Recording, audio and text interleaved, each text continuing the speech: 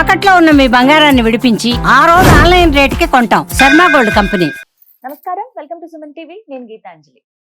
వారాహి నవరాత్రుల్లో భాగంగా చివరి రోజైన 9వ రోజు అమ్మవారిని అసలు ఏ విధంగా కొలుచుకోవాలి, అమ్మవారి రూప విశిష్టత, ఎందుకంటే ఈ 8 రోజుల పాటు ఎలా కొలుచుకోవాలో తెలుసుకున్నాం. దాని ప్రకారంగానే అందరూ పూజలు అనేవి నిర్వహించుకున్నారు చక్కగా. మరి ఈ 9వ రోజుని ఎలా చేసుకోవాలి పూజ, అలాగే అమ్మవారికి ఎటువంటి నైవేద్యం సమర్పించాలో తెలుసుకుందాం. వివరించేందుకు ప్రస్తుతం మనతో పాటు ఉన్నారు ప్రముఖ జ్యోతిషులు బ్రహ్మశ్రీ నందిభట్ల శ్రీహరి శర్మ గురువు గారు. వారితో మాట్లాడదాం. నమస్కారం గురువు గారు.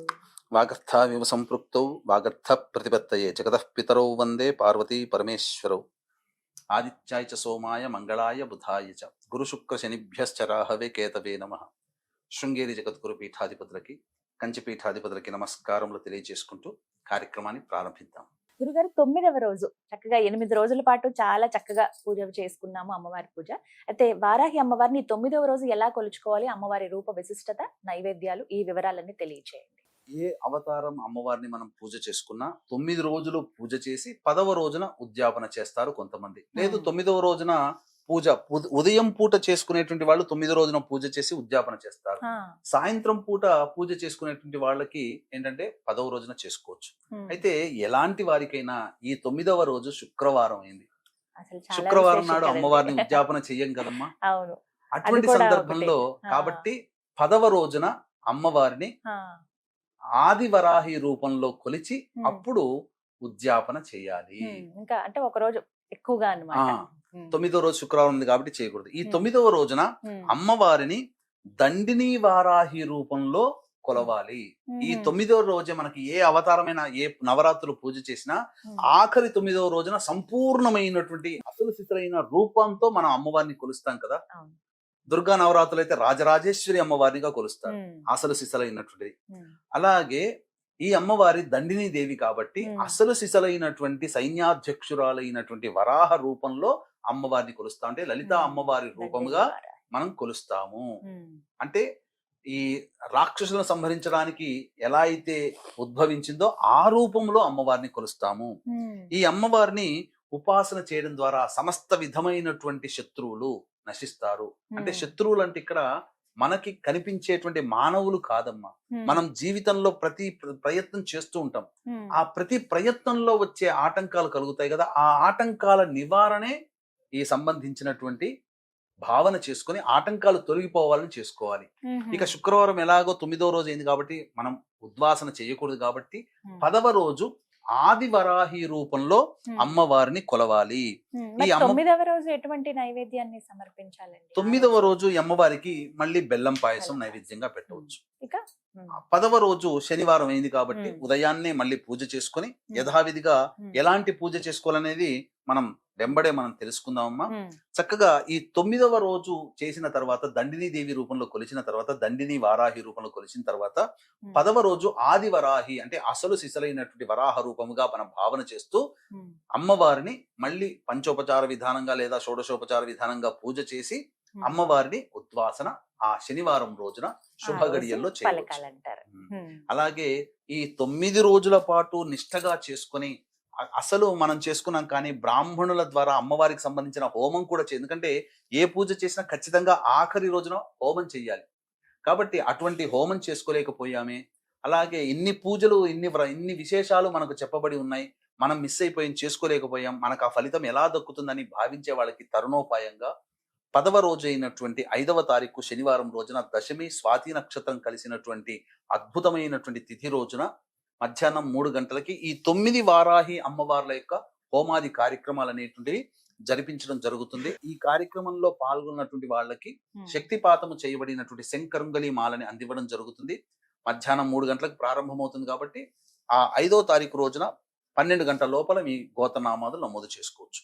గురుగారు, మరి ఇంకా చాలా సందేహాలు ఉన్నాయండి. మరి అమ్మవారిని ఎలా పూజ చేయాలి ఇవి కూడా వివరించండి. అమ్మవారు మనకు ఈ సంబంధించినటువంటి లలిత అమ్మవారిలో సైన్యాధ్యక్షురాలుగా ఈ అమ్మవారి గురించి చెప్పడం జరిగిందమ్మా. ఈ అమ్మవారు రథం పేరట కిరిచక్రము అని అంటారు. అంటే 1000 వరాహములు ఉండి లాగుతూ ఉంటే అమ్మవారు రథం మీద కూర్చొని వస్తూ ఉంటుందట ఈ అమ్మవారు. చాలా విశేషమైనటువంటి అమ్మవారమ్మ. ఈ అమ్మవారికి సంబంధించి విశేషమైనటువంటి ఏ నెలలోనైనా కానీ ఈ అమ్మవారి అనుగ్రహం కావాలి అనుకున్నటువంటి వాళ్ళు రేవతి నక్షత్రం రోజున ఈ అమ్మవారి పూజ, అర్చన, అభిషేకము, హోమము చేస్తే ఈ అమ్మవారు అతి శీఘ్రంగా ఫలిస్తుందట, రేవతి నక్షత్రం ఉన్న రోజున చేస్తే. అలాగే ఈ అమ్మవారు ఎవరయ్యానంటే సాక్షాత్తు విష్ణువు వరాహ అవతారం అయితే ఆ వరాహ రూపానికి జోడీగా లక్ష్మీ అమ్మవారు వారాహి అమ్మవారి రూపాన్ని ధరించి ఉన్నది. అందుకే ఈ అమ్మవారి లక్ష్మీ సహస్రనామాల్లో వారాహి, ధరణి, ధ్రువ అనేటువంటి యొక్క సహస్రనామంలో ఒక నామం. అంతేకాకుండా ఈ అమ్మవారు ప్రధానంగా ఈ అమ్మవారిని విశ్వేశ్వరుడు, కాశీ విశ్వేశ్వరుడే. ఎందుకంటే కాశీ క్షేత్రానికి క్షేత్ర పాలకురాలు ఈ వారాహి అమ్మవారు అయితే, విశ్వేశ్వరుడు విశేషంగా ఈ అమ్మవారిని వింధ్యాచలం కొండలో ఈ అమ్మవారిని ప్రతిష్ఠ చేశాడు. ఇప్పటికీ కూడా ఆ అమ్మవారు పూజలు అందుకుంటూ ఉంది. అంతేకాకుండా ఈ అమ్మవారికి పూజ చెయ్యాలి అనేటువంటి ఆలోచన ఉన్నటువంటి వాళ్ళు రాత్రి దేవత ఈ అమ్మవారు కాబట్టి, అంటే సూర్యోదయం నుంచి సూర్యాస్తమయం వరకు కాకుండా అమ్మవారికి ఇష్టము రాత్రి సమయం కాబట్టి సూర్యాస్తమయం తర్వాతనైనా కానీ లేదా సూర్యోదయం లోపలనైనా కానీ కాలకృత్యాలు తీర్చుకొని ఖచ్చితంగా ఈ అమ్మవారికి పూజ చేసుకుంటే విశేషమైనటువంటి ఫలితాలు కలుగుతాయి. రాత్రి దేవత అన్నారు కాబట్టి రాత్రి సమయంలో సూర్యాస్తమయం తర్వాత చేసుకునే వాళ్ళైతే ఖచ్చితంగా సూర్యాస్తమయం కంటే ముందే దంతధావనము, కాలకృత్యాదులాగా మళ్ళీ తీర్చుకొని అప్పుడు పూజాది కార్యక్రమాలు చెయ్యాలి. అయితే ఈ పూజాది కార్యక్రమాలలో సాధారణంగా కలశం పెట్టుకునే అవకాశం ఉన్న వాళ్ళు కలశం పెట్టుకోవచ్చు. కలశం పెట్టుకోకపోయినా మాకు ఆచారం లేదు అన్న వాళ్ళు చక్కగా ఈ అమ్మవారికి సంబంధించి చిత్రపటాన్ని పెట్టుకోవాలి. అయితే శక్తి ఉంటే ప్రధానంగా మొట్టమొదటిగా శ్రీచక్రము కానీ లేదా లలితా అమ్మవారి చిత్రపటము, ఒకవైపున కుడివైపున ఈ దండిని దేవి అంటే వారాహి అమ్మవారు, ఎడమ వైపున మంత్రిని కాబట్టి రాజశ్యామల అమ్మవారి 3 చిత్రపటాలని పెట్టి చేసుకుంటే చాలా విశేషమైనటువంటి ఫలితం కలుగుతుంది. లేదా అమ్మవారి చిత్రపటం ఒక్కటి పెట్టుకొనైనా కానీ పూజ చేసుకోవచ్చు. ఈ అమ్మవారు పూజ చేసే సందర్భంలో విశేషముగా అభిషేకము, అర్చన ఇవన్నీ జరిపిన తర్వాత ప్రతిరోజు ఖచ్చితంగా లలితా సహస్రనామ పారాయణం చేయాలండి. ప్రతిరోజు చేయాలి. ఎటువంటి పుష్పాలను అమ్మవారికి సమర్పించాలి గురుగారు? ప్రత్యేకం ఏమన్నా ఉందా అండి? ఈ అమ్మవారికి ప్రధానంగా పుష్పములు అనేటువంటిది నీలి రంగు పుష్పాలతో అర్చన చేయాలి. అంటే నీలి రంగు చామంతి పుష్పాలు కానీ లేదా నీలి రంగు శంఖు పుష్పాలు దొరుకుతాయి కదమ్మా, ఆ పుష్పాలతో అర్చన చేసిన అమ్మవారికి ఇప్ప పూలు అని అంటారు కదమ్మా, ఆ ఇప్ప పూలతోనైనా కానీ అర్చన చేయవచ్చు. అయితే అమ్మవారికి దీపారాధన చాలా ప్రీతికరం. ఈ దీపారాధనలో ఏ దేవతకి లేనటువంటి విశేషమైనటువంటి దీపారాధన ఒకటి ఉంది. కందగడ్డ దొరుకుతుంది కదమ్మా, ఆ కందగడ్డని దీపపు కుందిలాగా తొలుచుకోవాలి. మధ్య భాగంలో కొద్దిగా తొలుచుకుంటే ఆవు నెయ్యి కానీ, ఈ అమ్మవారికి ఇష్టమైనటువంటి నూనె దీపం ఏ దీపారాధన అంటే విప్ప నూనెతో దీపారాధన చేసుకోవాలి. విప్ప నూనె ఒరిజినల్ దొరికితే మంచిది, లేకపోతే ఆవు నెయ్యితో దీపారాధన చేయొచ్చు. కానీ కంద దీపములో కందగడ్డ దీపారాధన, కందగడ్డతో దీపంగా చేసి కంద దీపాన్ని గనక పెట్టినట్లయితే అమ్మవారు చాలా విశేషమైనటువంటి సంతృప్తి కలుగుతుంది. అమ్మవారికి ఇవన్నీ ఇష్టమట, ఇలా చెయ్యాలి. ఈ విధంగా ఇప్ప పువ్వులతో కైనా కానీ అర్చన చేయవచ్చు. బాగా ఇష్టమైనది ఏంటండి అమ్మవారికి? ఎవరైతే ఈ నవరాత్రులు చేస్తున్నారో ఖచ్చితంగా ఇవి అమ్మకి సమర్పిస్తే ఇక అమ్మవారి అనుగ్రహం ఖచ్చితంగా కలుగుతుంది అనేటువంటిది ఏదన్నా ఉందా అసలు? అమ్మవారికి ప్రధానంగా ఇష్టమైనటువంటి చెప్పబడినటువంటిది బెల్లం పానకం. అంటే చాలా మంది ఏంటంటే బెల్లంని సంబంధించి ఆ నీటిలో కలిపిస్తే బెల్లం పానకం లాగా ఉంటుంది. కానీ రాజమండ్రి ఆ చుట్టుపక్కల జిల్లాల్లో ఉన్నటువంటి వాళ్ళకి బెల్లం పాకము అని అంటే ఆ బెల్లం తయారు కాకముందు తేనెలాగా ఒకటి ఊరుతుంది, చిక్కగా ఉంటుంది. దాన్ని నైవేద్యంగా పెట్టవచ్చు, లేదా తేనెనైనా నైవేద్యంగా పెట్టవచ్చు. అమ్మవారికి నువ్వుల లడ్డూలు చాలా ఇష్టం. ఇలాచీ పొడి, అలాగే నేతితో వేయించినటువంటి నువ్వుల లడ్డూలు పెట్టిన అమ్మవారికి చాలా ప్రీతికరం. అంతేకాకుండా ఎర్రటి పండ్లు అంటే దానిమ్మ పండ్లు ఒలిచి గింజలు ఒలిచి పెట్టాలి. చిలకడ దుంప దొరుకుతుంది కదమ్మా ఈ సమయంలో, ఆ చిలకడ దుంప కూడా నైవేద్యంగా పెట్టినా ఈ నైవేద్యాలు పెట్టాలట అమ్మవారికి. విశేషంగా అమ్మవారు చాలా సంతృప్తి చెందుతుంది. అంతేకాకుండా చక్కగా ఈ అమ్మవారికి విప్ప పూలను కూడా నైవేద్యంగా పెట్టవచ్చు. మరీ విశేషముగా పనస పండ్లని కూడా నైవేద్యంగా పెట్టమన్నది శాస్త్రం. వీక్షించేటువంటి ప్రేక్షకులకి ఇప్పుడు ఒక అద్భుతమైన ఈ సంవత్సరం వచ్చే వారాహి నవరాత్రులకి అద్భుతమైనటువంటి యోగ మాలిక ఏమిటంటే, ఆషాఢ మాసం మొదటి రోజు ఏదైతే ఉందో ఆ పాడ్యమి తిథి రోజు ఆరుద్ర నక్షత్రం ఉంది.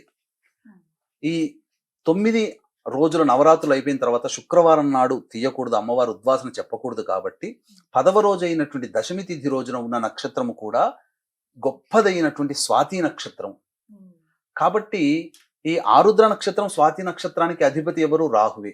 ఈ యొక్క సమస్త లోకానికి కూడా రాహు యొక్క కవర్లో ఉంది, అండర్ కవర్లో ఉంది. కాబట్టి రాహు అనుగ్రహం కలిగిందంటే అత్యంత శీఘ్రముగా ఫలితాలు కలుగుతాయి. అద్భుతమైనటువంటి రోజున ఈ స్వాతి నక్షత్రం రోజున ముగింపు కూడా పలుకుతుంది. కాబట్టి చక్కగా ఈ వారాహి నవరాత్రుల్లో ఎవరైతే చేసుకుంటారో, ఎవరైతే పూజ చేసుకుంటారో, ఎవరైతే పూజ చేసుకోకపోయినా జరిగే హోమంలో పాల్గొంటారో వారి యొక్క సంకల్పం అతి శీఘ్రంగా నెరవేరుతుందని చెప్పడంలో ఏమాత్రం సందేహం లేదు. ఇది చాలా యాదృచ్ఛికంగా కాకతాళీయంగా కలిసినటువంటి అద్భుతమైన యోగ మాలిక. రాహు నక్షత్రంతో మొదలై రాహు నక్షత్రంతో ఎండ్ అవుతుంది అని చెప్పవచ్చు. ఎందుకంటేనమ్మా, రాహు స్వరూపం అంటే దేహమంతా ఉంటుంది, తలకాయ మాత్రం ఉండదు. వారాహి అమ్మవారు కూడా ఈ సంబంధించి చూసుకుంటే దేహమంతా స్త్రీ రూపం, కేవలం తలకాయ మాత్రం వరాహ రూపం. అలా రాహు స్వరూపముగా మనకు అమ్మవారు ఈ సంవత్సరం అనుగ్రహిస్తుంది. గురుగారు, అమ్మవారికి ధూపం అంటే చాలా ఇష్టం అని విన్నాను. ఎటువంటి ద్రవ్యాలు వేయాలి అందులో? ధూపం అంటే కేవలం మనకి మార్కెట్లో ఇప్పుడు దొరికేటువంటి ధూపమేనా? అసలు ఎలాంటిది ఇష్టం అమ్మవారికి? మనకు ఏ దేవతకైనా కానీ ప్రత్యేకంగా అసలు అమ్మవారు అంటేనే ధూప ప్రియురాలు. కానీ ఈ ఒక్కొక్క అమ్మవారికి కొన్ని వస్తువులు వాడమని చెప్పబడి ఉంటే, ఈ వారాహి అమ్మవారికి చెప్పబడినటువంటి ధూప ద్రవ్యాలు సాధారణంగా బయట దొరుకుతాయి.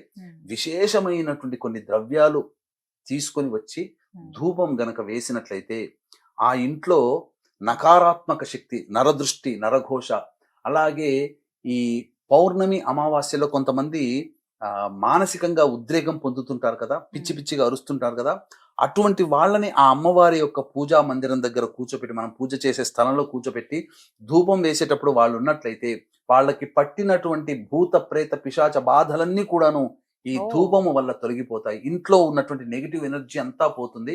కాబట్టి వారాహి అమ్మవారికి విశేషముగా ధూప ప్రియురాలు. కొన్ని ద్రవ్యాలు అనేటువంటివి ఇప్పుడు నేను చెప్పడం జరుగుతుంది. సాధ్యమైనంత వరకు ఆ ద్రవ్యాలన్నీ కూడా మీరు తెచ్చుకునే ప్రయత్నం చేయండి. ఒకటి అరా మనకు దొరకకపోవచ్చు, కంగారు లేదు. మిగతా ద్రవ్యాలనైనా కానీ తెచ్చుకొని ప్రతిరోజు కూడా మీరు పూజ చేస్తున్న సందర్భంలో అమ్మవారికి ధూపం వేసి ఆ ధూపాన్ని అంతా కూడా ఇంట్లో గనక పెట్టుకున్నట్లయితే ఇంట్లో పాజిటివ్ వైబ్రేషన్ అనేటువంటిది ఉంటుంది, ఒక ప్రశాంతత చేకూరుతుంది.